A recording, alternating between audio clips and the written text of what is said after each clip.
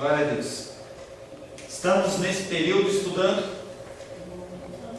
o Sermão do Monte. Na verdade, nós estamos apenas fazendo introdução e ainda vamos um pouco além, fazendo essa introdução. É importante que a gente saiba o que nós vamos estudar e como nós vamos estudar, para que não façamos de qualquer maneira. Nos últimos 2 domingos nós falamos sobre a preocupação que nós devemos ter de ler a palavra de Deus sem a direção do Espírito Santo, e você fazer uma leitura dinâmica ou uma leitura corrida e não aprender coisa nenhuma. A pessoa leu 5 vezes a palavra, 10 vezes a Bíblia, mas não sabe nada. Pode até saber alguns versículos de cabeça, mas não aplica nada na vida dela. O grande problema daqueles homens, os homens religiosos, é que eles querem conhecimento, mas não querem colocar em prática aqueles ensinamentos que aprendem. Vemos o exemplo dos judaizantes, que eram os judeus que se convertiam, e eles queriam acrescentar ao cristianismo uma série de procedimentos no intuito de perpetuar a lei de Moisés no sentido de ritos e dogmas. Falamos sobre o perigo também de você sacar de um versículo um ensinamento e ter uma interpretação própria da sua vontade, do seu coração. Nós temos, com o nosso caminhar secular, a nossa vida, a gente vai desenvolvendo certos pensamentos e certas ideias, e quando nós somos confrontados ou ouvimos a palavra, nós tendemos a amoldar a palavra ao que nós acreditamos e não ao contrário. Lemos o texto de Romanos 5, 19 e 21, em que o apóstolo Paulo fala que onde abundou o pecado, superabundou a graça. E aquele povo lá da igreja de Roma, o pessoal lá da igreja de Roma, eles achavam que eles poderiam pecar muito para poder ser muito agraciado. Você pode até dar risada, mas nós fazemos isso com frequência, distorcemos os versículos. Falamos que não há como nós sermos cristãos, não há como nós seguirmos o Sermão do Monte se não for através da direção e do auxílio do Espírito Santo. Nós somos dependentes. Também, finalizando a aula da semana passada, nós falamos sobre os motivos que nós temos que estudar o Sermão do Monte. Primeiro é que Jesus Cristo ele morreu com o objetivo um dos objetivos de nos capacitar a viver o Sermão do Monte, porque a partir da morte e ressurreição dele, o Espírito Santo dele vem, e ele vem habitar no nosso coração, e sim, é possível vivermos como Jesus Cristo vivia, na imagem e semelhança do Pai.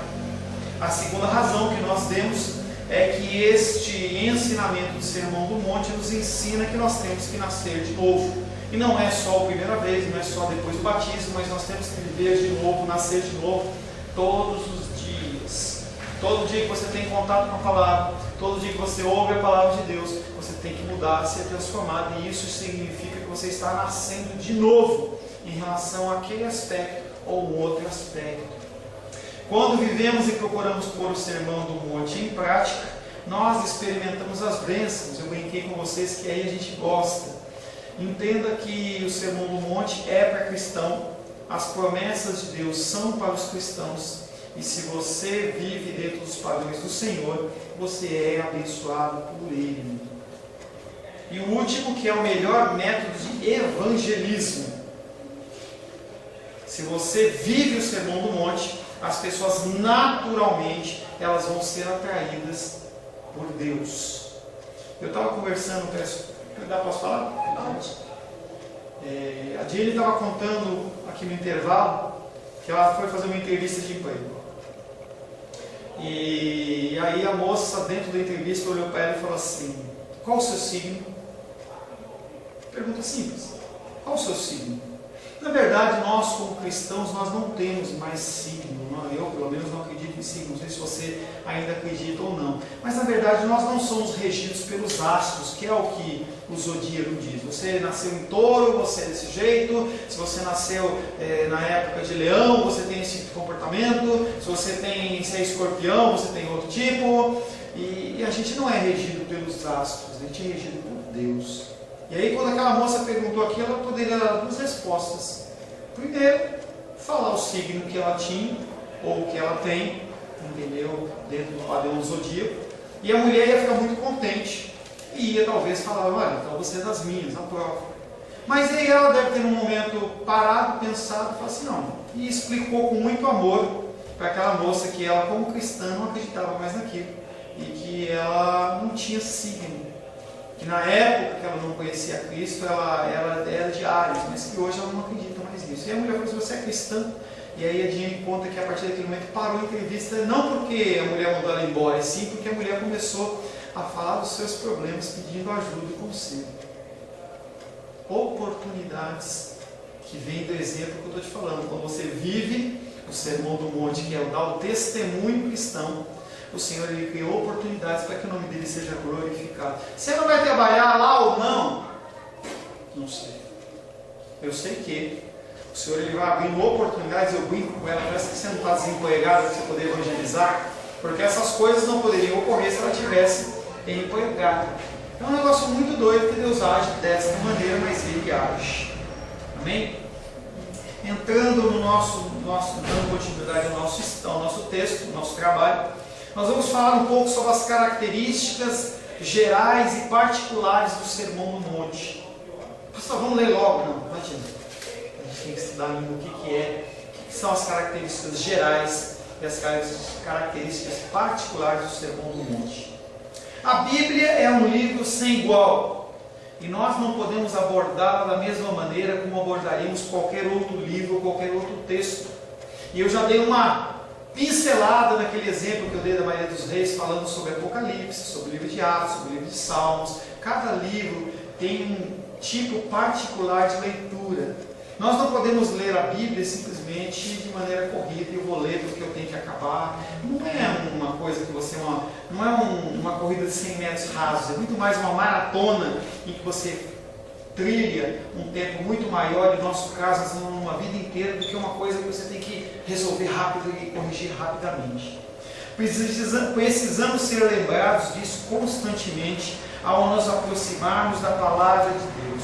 E a gente tem esse livrinho aqui, 1, 2, 3, tem vários na tua casa, e a gente não trata ele com o zelo e o cuidado como ele deveria ser cuidado. A gente vê exemplos de pessoas na Índia, na China, em lugares onde há perseguição. Quando a Bíblia chega, aquelas pessoas elas abraçam a Bíblia, cheiram, beijam, ficam ali como se tivessem recebido o presente mais importante da vida delas. E é realmente. Porque até então aquelas pessoas elas tinham contato com a Bíblia apenas uma folha. Isso é o que acontece no mundo perseguido. A pessoa ela tem uma folha da Bíblia, ou várias folhas da Bíblia. E ela guarda aquela folhinha escondida, dobrada no bolso, porque ela não pode ter a Bíblia como um todo nas suas mãos. Nós não acreditamos, como cristãos professos, que a Bíblia é Deus falando diretamente conosco. É muito sério isso. Você já parou para pensar isso? Que o livrinho que você tem, que às vezes você nem abre durante a semana, você só abre no dia do culto, é Deus falando comigo, Deus falando com você. O grande Criador, o Todo-Poderoso Deus, aquele que é o soberano, Criador dos céus e da terra, Ele quer falar com você através da sua palavra. Por isso que o cristão, ele tem que ler a palavra de Deus. Importante repetir que devemos tratar do Sermão do Monte como um todo, e não fracionado em suas afirmativas. Por isso que eu estou demorando com a introdução. A gente não pode simplesmente sacar um versículo do Sermão do Monte e meditar sobre ele. Porque o Sermão do Monte ele vai trazendo uma série de ensinamentos que foram proclamados pelo Senhor Jesus numa sequência em que Ele quis falar, porque Ele foi construindo alicerces em cima de alicerces. Você não pode ser um sem antes ter aprendido sobre o outro. Não tem como você construir uma casa começando pelo telhado, ela vai cair no chão. E o que você vai fazer depois?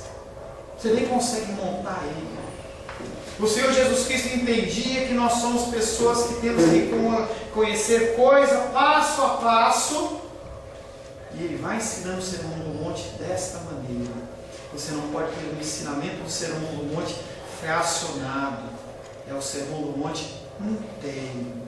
Semelhantemente, você não pode ter um dom do Espírito Santo sem ter outro. O fruto do Espírito não são frutos, é fruto. Em Gálatas 5 fala que é amor, mansidão, paz, longanimidade, vai falando todos eles que eu não lembro de cabeça todos. Você não pode ter um e não ter outro, porque é o fruto.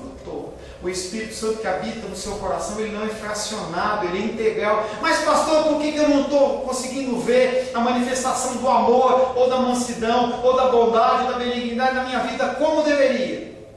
Você tem que trabalhar aquilo. Você pode ter muito uma porção maior de amor e não ser benigno. O que é ser benigno? É você ter no teu coração aquele impulso de ajudar as pessoas. E a bondade é concretizar. As pessoas olham na televisão e ficam daquela tristeza por ver as desgraças, as coisas que acontecem no mundo, mas você não faz nada. Falta bondade, você tem benignidade. E aí a gente começa a ser trabalhado pelo Senhor, nos parâmetros que o Senhor quer que seja trabalhado, e você vai crescendo em relação àquilo. Talvez você ainda não tenha que crescer tanto em amor, porque você já é uma pessoa amorosa. Ou como a dos Reis falou, ela tem uma confiança em Deus, que é algo que já é nato no coração dela, que Deus já trabalhou. Então ela tem que se aprimorar em outros aspectos, em que ela identifica, segundo a palavra, nós identificamos segundo a palavra, que nós estamos mais falhos.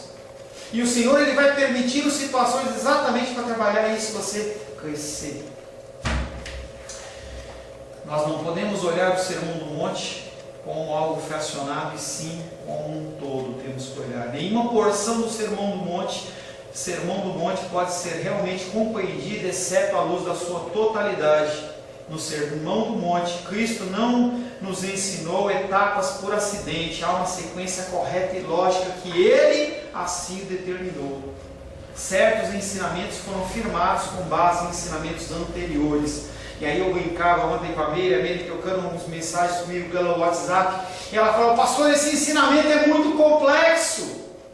É mais complexo que o estudo de derivadas e integrais. São ensinos de matemática que são mais complexos. E você não tem como aprender derivadas, equações, se você não só aprender que 1 mais 1 é igual a 2. São ensinamentos que eles vão se sobrepondo. E os ensinamentos da palavra também são assim. Você não tem que se preocupar no sentido de falar assim: eu vejo fulano e eu não sei nada. Ele sabe muito mais. Não, você tem que ter o seu tempo.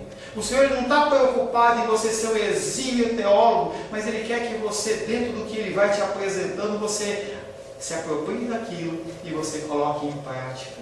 Lembra do sermão das moedinhas lá? Talentos, parábola dos talentos. Tanto aquele que tinha 2 talentos, que multiplicou para mais 2, como que tinha 5, que foi para mais 5, eles foram agraciados como servos bons e fiéis. Você tem que entender que o Senhor, ele vai te dando ensinamentos, e você tem que ir colocando em prática e aprendendo no seu tempo, na sua velocidade e na sua porção, porque você foi feito por Deus assim. E eu não estou dizendo para você ficar sentado num berço esplêndido e não fazer nada, não é isso. Eu estou falando que você tem que ter muita paciência consigo mesmo, mas você tem que continuar caminhando. Se o pastor Paulo anda a 100 km por hora e eu ando a 10, não importa. No dia do Senhor, o Senhor, ele vai cobrar de você aquela porção que Ele deu para você. E Ele vai cobrar de mim o que Ele deu para mim. E você vai ter que estar perante o Senhor.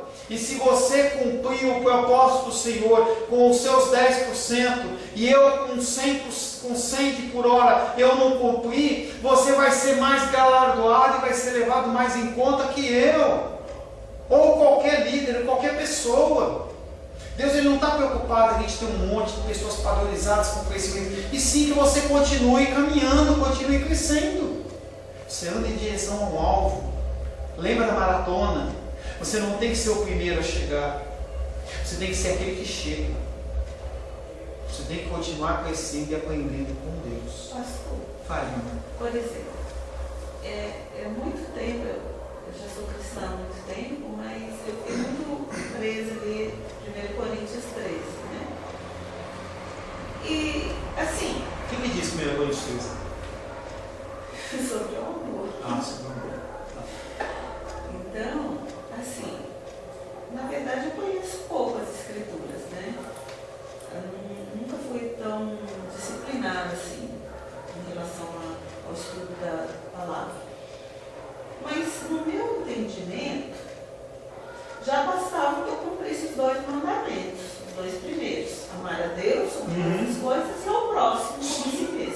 É só isso. Para mim, tudo se resumia nisso. Então, assim, o que eu conheço da Bíblia praticamente é isso, né? E eu pratico isso.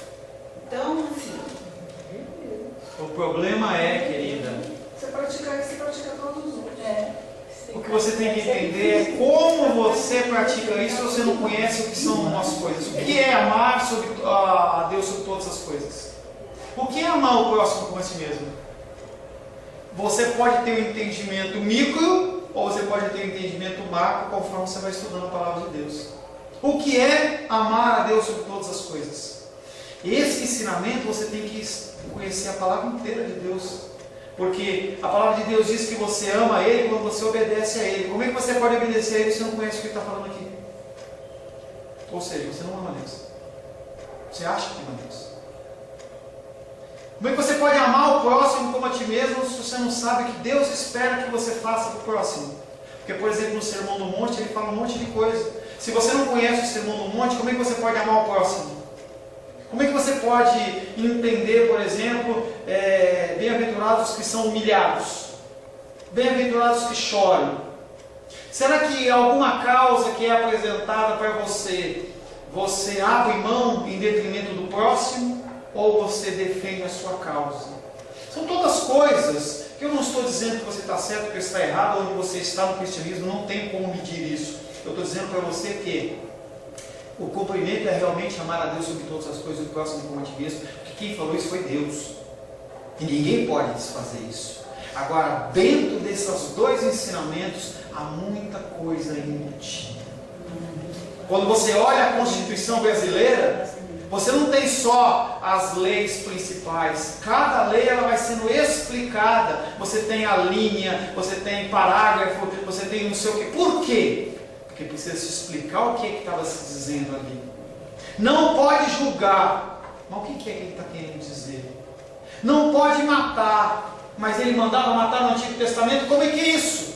Se você não conhece os ensinamentos da Bíblia, você acha que você está fazendo uma coisa que você não está, ou você está fazendo numa medida bem rasa dentro do que você conhece, do que você sabe. E para isso que nós estamos aprendendo. E eu não estou dizendo para você que eu sei, eu estou aprendendo junto com vocês. Todos nós somos dependentes daquele que é o mestre dos mestres, rei dos reis, senhor dos senhores. E sem o Espírito Santo, nós não sabemos nada. Porque nós somos colocados em situações do dia a dia, em que se o Espírito Santo não nos dá a revelação na hora, no nosso coração, do que nós lemos, que nós estudamos, nós agimos de forma carnal. Dou dinheiro na rua ou não dou dinheiro na rua? Dou dinheiro para um menino de rua ou não dou? Dou um farol ou não dou? Já dou na igreja? Tenho que dar?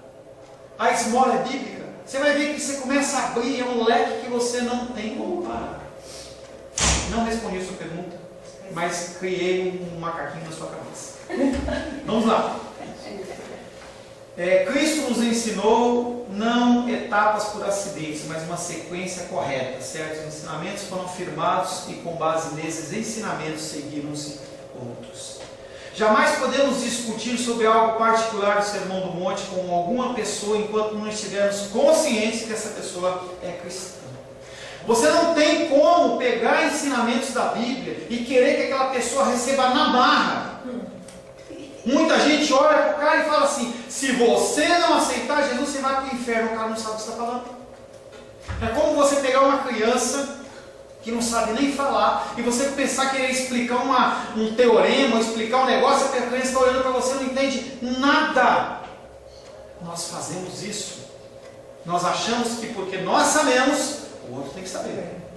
Algumas vezes por zelo, um sentido, afã de ir lá e fazer com que a pessoa acredite. Eu conversava com a Diane um pouquinho em relação a esse aspecto. Você chega num contexto e fala assim: ou é assim ou você morre. E a pessoa, o que ele está falando? E a gente tem a mania de falar a nossa linguagem de crente: ei, irmão, está na bênção, e aí a graça, e não sei o que. As pessoas não entendem isso. E nós continuamos achando que as pessoas são cristãs. E nós temos que pegar os textos bíblicos e falarmos de uma maneira que aquela pessoa possa começar a entender. Eu pego os ensinamentos, os estudos que a gente faz aqui, eu pego os livros muito mais complexos e eu venho traduzindo numa linguagem que vocês possam entender. É uma linguagem pastoral.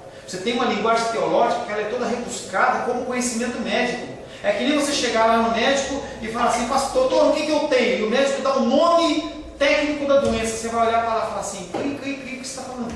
E aí ele vai explicar para você o que? É isso que você está falando. Nós temos que ter muito amor e zelo com as pessoas. Se a pessoa não tem Cristo, você tem que saber como falar, quando falar com a pessoa. Isso chama-se amor.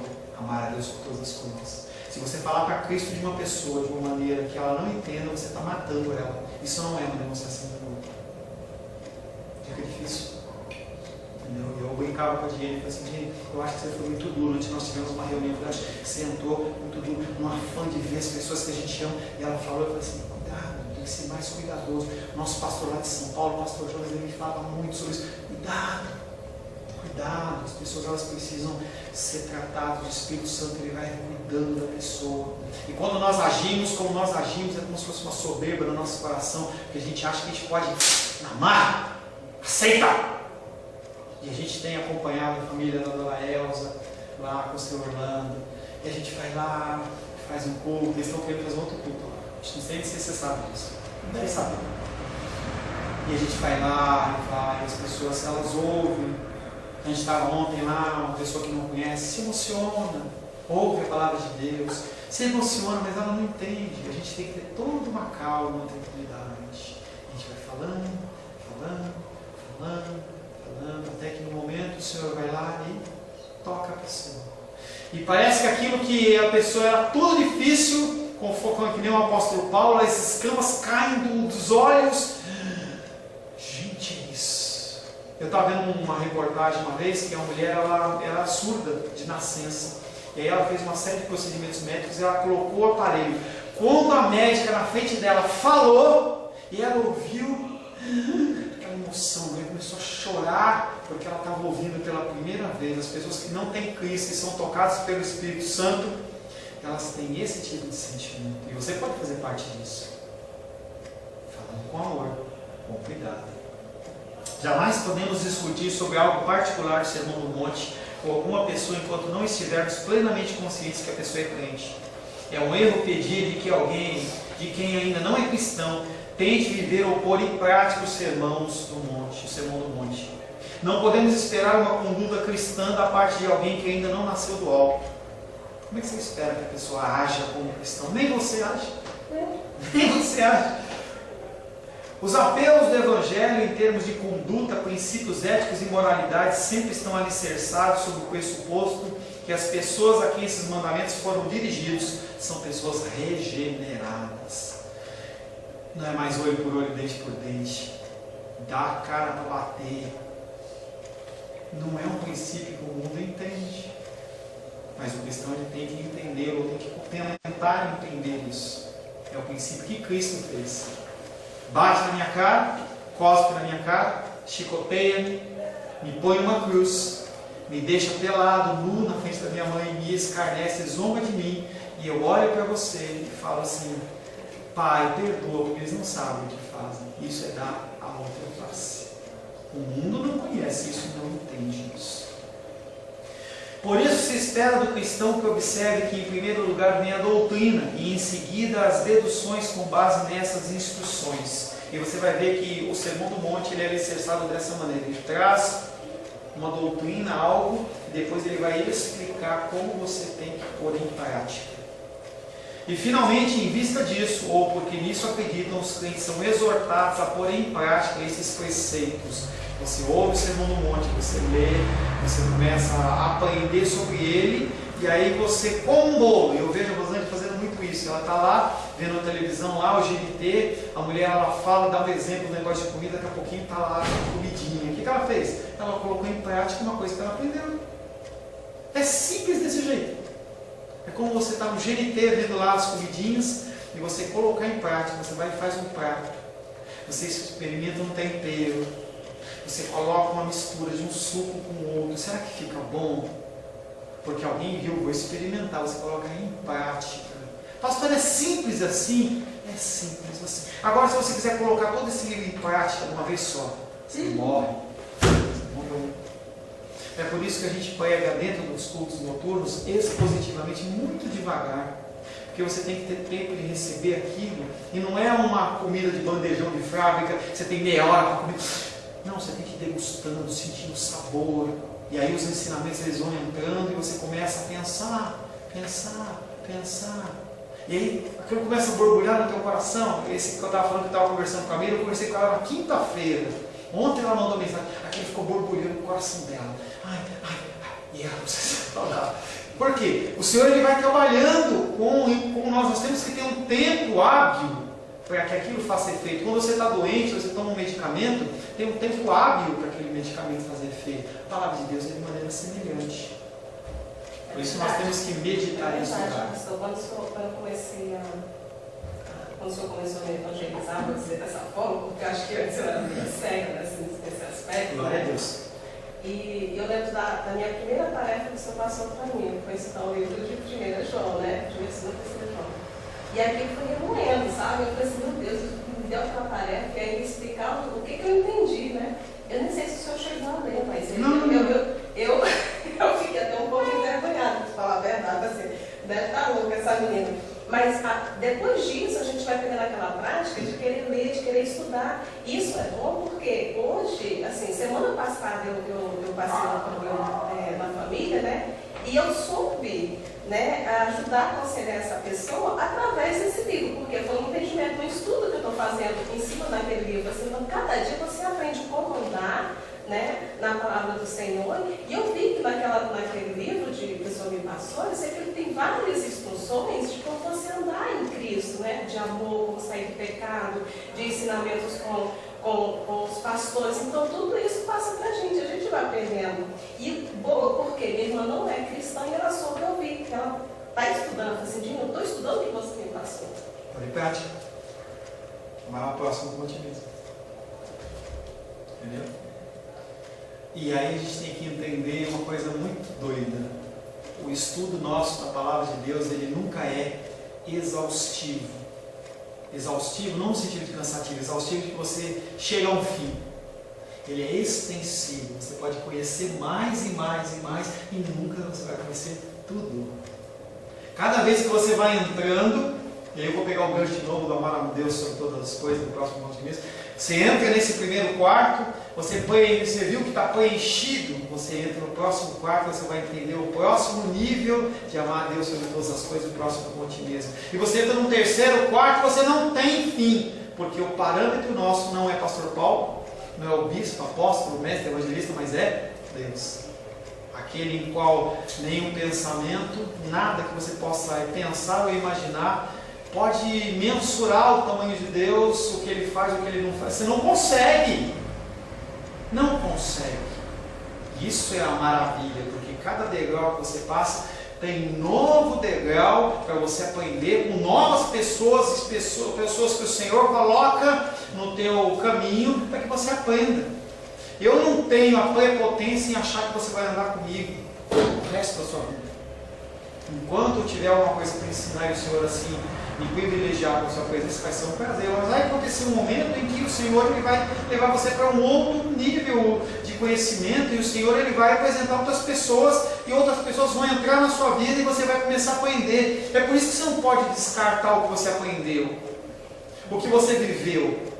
Logo que eu vim aqui para Brasília, eu tive problema com algumas pessoas, alguns professores, em que eles simplesmente não falavam literalmente, mas eles deixavam entender: o que você sabe é lixo, joga fora. Você tem que ouvir o que eu falo, não entra nessa. Deus, como soberano, Ele veio orquestrando a tua vida antes da criação do mundo. Ele fez a fecundação do jeito que aconteceu, te colocou numa família, num país, numa cidade, num lugar. Ele vem permitindo, tem os seus vacilos, Ele vai administrando a sua vida para cumprir um propósito. E tudo que você viveu vai ser utilizado, não é algo que você vai descartando. Conhecimentos que você tinha que não são bíblicos, você vai usar até para que outras pessoas possam conversar com você no mesmo nível. Uma vez eu estava dando um curso de batalha, eu não estava dando, o pastor ele estava dando um curso de batalha espiritual, eu estava auxiliando ele. Quem me conhece sabe que eu andei muito com a Rosângela nesse caminho. E aí chegou um momento em que o pastor ele estava lá e falou assim: você pode falar a respeito desse assunto? Eu falei: posso. E eu comecei a falar a respeito desse assunto que eu conheço tão bem. E aí, depois ele recebeu uma ligação de uma pessoa que disse: pastor, eu estava ouvindo o que você estava falando, mas esse cara não sabe nada. Mas quando aquele rapaz entrou lá, quando aquele homem chegou lá, entendeu, para falar, eu percebi que o que ele estava falando é o que eu acredito, e ele não estava falando uma coisa de repeteca, só de papagaio. E eu comecei a prestar atenção no que você estava falando. Então o que eu aprendi foi utilizar de alguma maneira. Você passou por caminhos. Eu não estou falando para você dar testemunho, eu era ex-bruxa, ex-pai santo, ex-isso. Não é isso a ideia. E sim que as pessoas elas possam ter a liberdade de conversar com você dentro do que elas acreditam, porque elas não tiveram a sua visão descortinada ainda. E elas precisam dar passos. E alguns passos é saber que você andou naquele caminho, talvez. E você vai falando de alguma coisa em que a pessoa se alinha com você, e você pode sim falar da palavra de Deus, porque é o propósito principal. A igreja, ela tem uma série de funções, entre elas a social. Essa semana nós fomos lá na creche, levamos alimento. Lembre-se sempre de trazer alguma coisa da sua casa. Nós temos uma caixinha aqui, um saquinho de farinha, um saquinho de açúcar, um óleo, alguma coisa para a gente estar abençoando aquelas vidas. Mas o propósito principal não é esse. O propósito principal é falar da palavra. Por isso nós buscamos o ensino nessa igreja. Mas nós temos que alimentar as pessoas. A pessoa não pode vir aqui: estou com fome.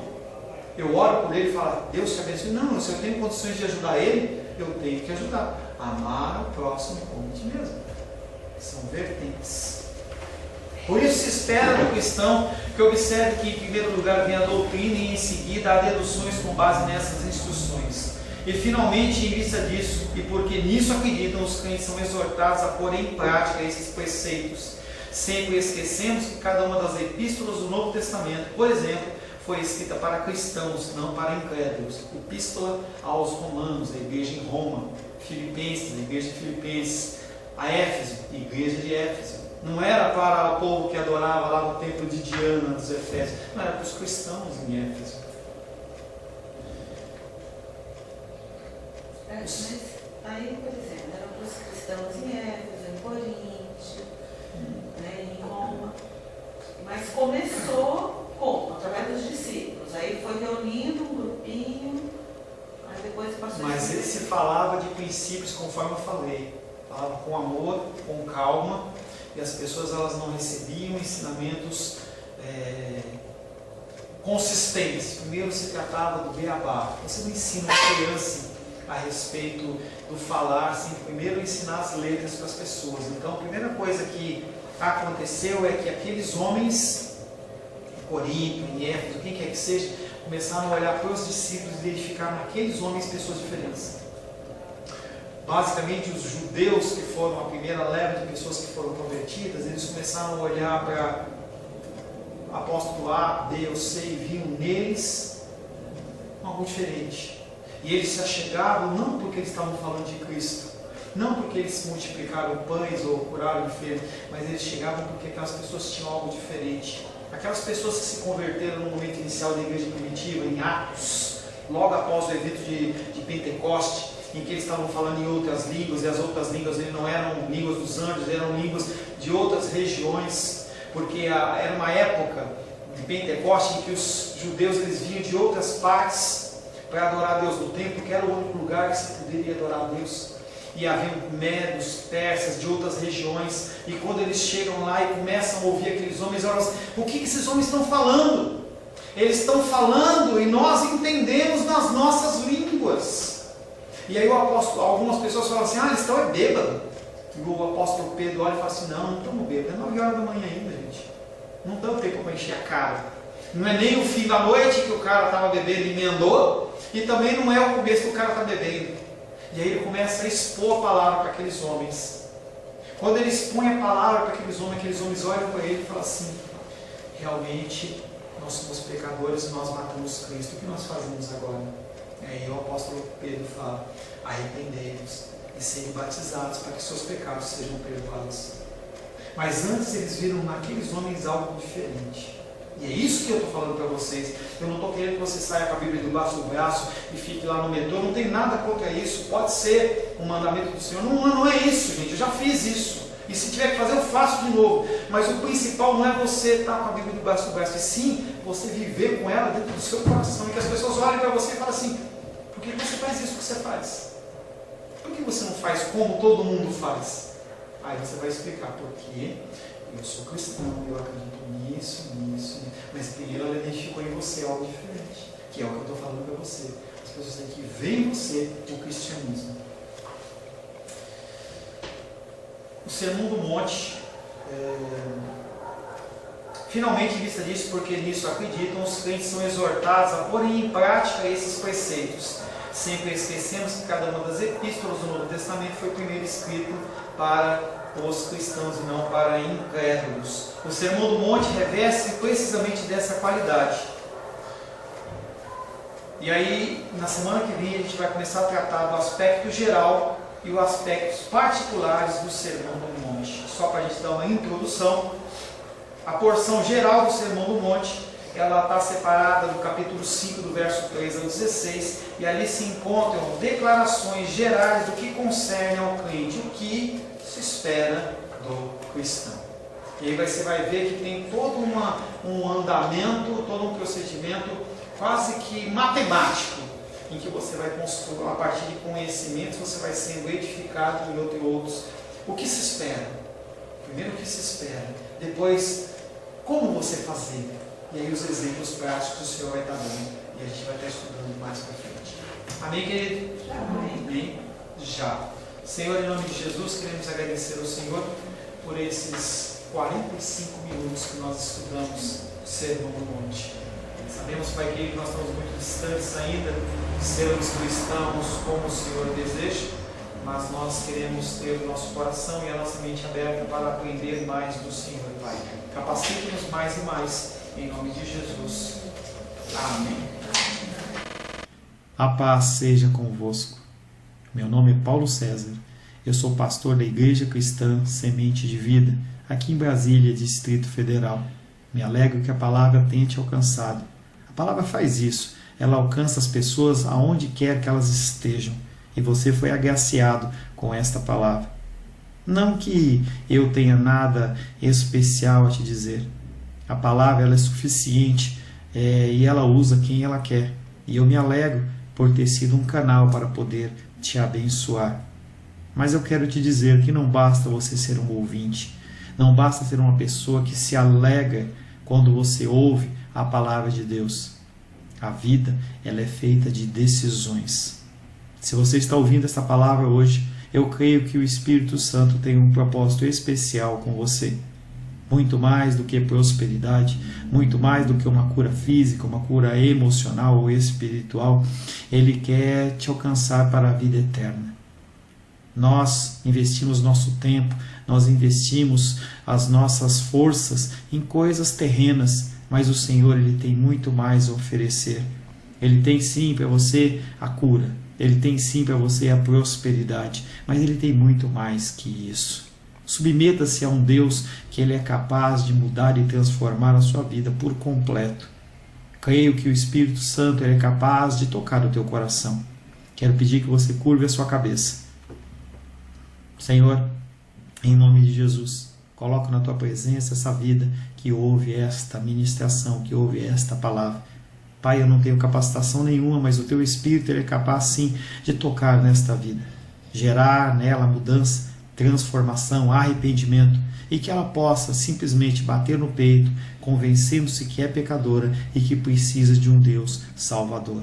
Não há um caminho a ti, meu Deus, que não seja através de Cristo. E eu lhe peço, Pai querido, que você alcance essa vida e ele possa sim tomar uma decisão pessoal pelo Senhor, em nome de Jesus. Amém. Amém, meu querido. Amém, minha querida. Fico contente que você esteja ouvindo essa ministração até o fim.